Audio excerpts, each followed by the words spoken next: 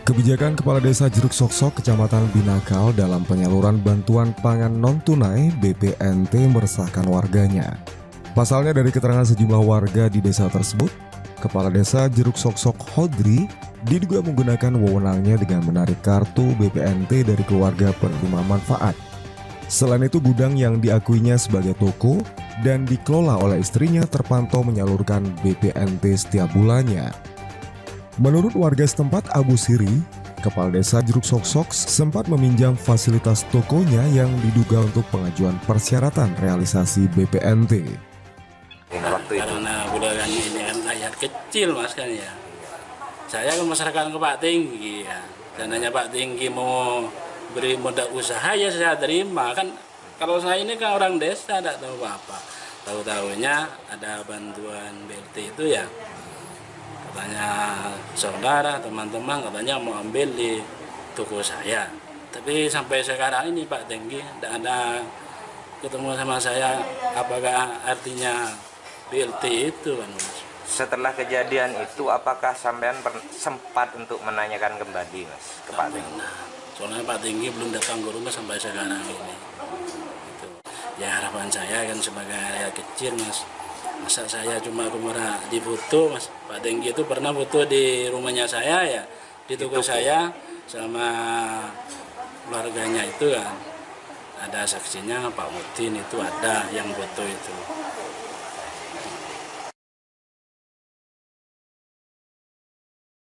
Sementara itu saat dikonfirmasi, Kepala Desa Jeruk Soksok Hodri menyanggah semua tudingan warganya yang dianggap sengaja menyudutkannya.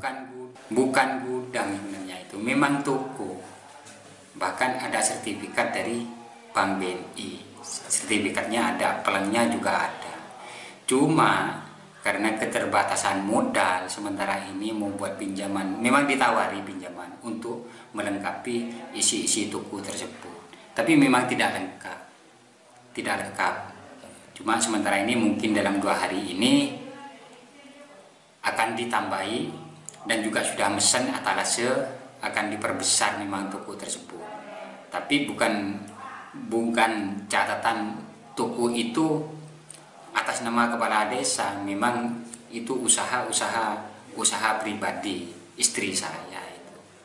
Tapi cuma menurut orang awam itu kan kepala desa kan yang punya toko kan. Sebenarnya kan bukan ke sana. Kepala desa ya desa kerjanya kan gitu kan.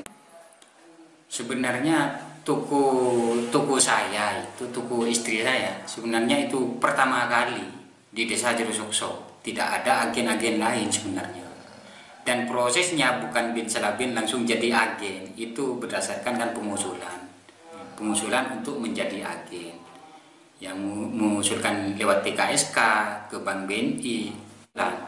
Tapi sebelum saya jadi agen, istri saya itu jadi agen, sudah saya kabari ke warga, bahkan ke teman-teman sekecamatan Binakal, ini ada peluang, tapi butuh modal besar, paling sedikit 50 juta, 40 juta. Itu ya tergantung KPM di desa masing-masing. Tadi disebutkan ada persyaratan. Misalkan ada salah satu toko atau beberapa toko di desa ini yang mereka bisa memenuhi persyaratan tersebut. Apakah sebagai kepala desa, Pak Kades dapat membantu untuk mereka bisa menyalurkan bantuan BPNT tersebut? Itu kan kewenangan bukan di desa. Kalau memang butuh bantuan desa untuk menjadi agen dengan segala persyaratan, surat keterangan, ya bisa, desa siap. Bahkan di desa Jeruk Soksok ini, walaupun istri saya lebih dulu sudah diterima oleh Bank BNI dan Dinas Sosial sebagai agen, ada yang mengusulkan sudah saya bantu untuk surat pengusulannya. Kartu penerima manfaat dari BPNT itu katanya ditahan oleh perangkat desa, itu bagaimana Pak Kades? Oh, itu tidak benar. Tidak benar. Pada fakta kronologinya seperti apa sih Pak Kades? Sebenarnya gitu, itu bukan ditahan, bukan dipaksa untuk minta. Tapi sebagian warga itu kan memang ada yang lansia, ada yang kesehatannya kurang, ada yang tidak punya kendaraan, sehingga warga itu minta tolong ke perangkat desa. Tapi di sana kan perangkat itu yang mewakili itu tidak memungut biaya, cuma sekedar membantu untuk mengambilkan di toko saya itu. Sebenarnya SDM. Kebanyakan warga Jerusoksok itu malu bertanya secara berhadapan langsung ke kepala desa, mungkin ke perangkat desa berkaitan dengan bisnis. Ya lebih memilih untuk bercerita di luar, tapi bercerita kan tidak menyelesaikan, tidak minta solusi bagaimana, tidak minta petunjuk bagaimana, seperti itu.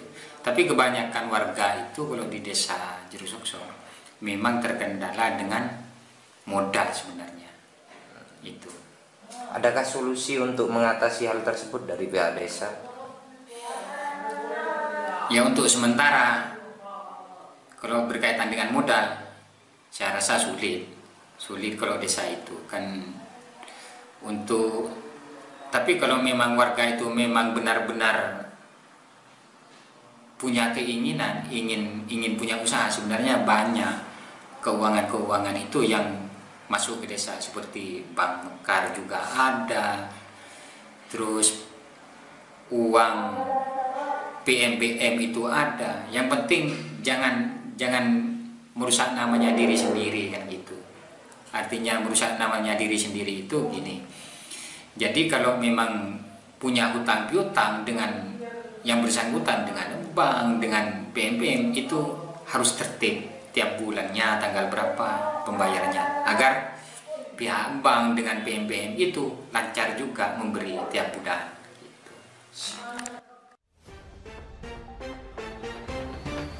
Dari Desa Jeruk Soksok, Hadet Mujiono, BSTV memberitakan.